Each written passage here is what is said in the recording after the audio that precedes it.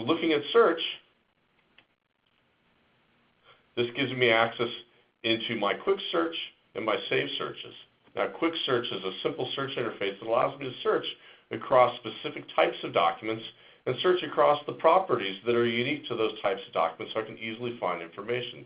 So for instance, the invoice type, I can easily search based on my vendor name, vendor ID, invoice number, invoice amount, or invoice date. Then it's simple for me to save those searches and make them available for anybody in the system to use. Now, saved searches do have permissions, so I can only expose saved searches to people that need to use them if I choose to. Here, let's go ahead and run a search for invoices under $500. And you can see that it returns my Innoplast invoice with an invoice amount of $187. Let's go back to search, go into quick search, and let's take a look for POs in the system. And sure enough, I have a number of POs in the system. I'm going to go ahead and select one, and I'm going to add it to my bookmarks.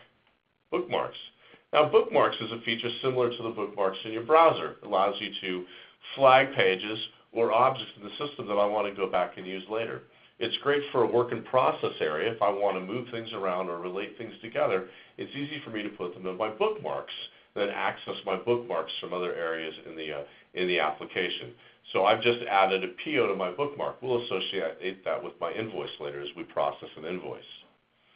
Clipboard is where I put items to move them around the repository or to put shortcuts if I want objects to appear in one more location. Trash works exactly as you expect a trash can to work. It allows things that have been deleted to go in the trash where they'll stay for 90 days or any other period that you want to configure. I can pull things out of trash to restore them back into the repository if I want. Now, background jobs, users and groups, and administration, I have access to because I'm a coordinator in the system. It's a specific type of user. Flex also comes with contributors and consumers as the 3 C's, types of basic roles that are configured in the system, along with administrators. Based on your role, you'll be exposed to different things in the interface.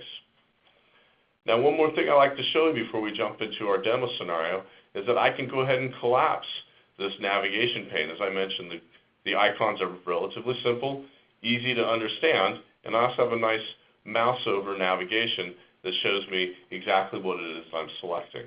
So this opens up real estate so you can use more of the application. We'll go ahead and expand it so it's easy to follow along.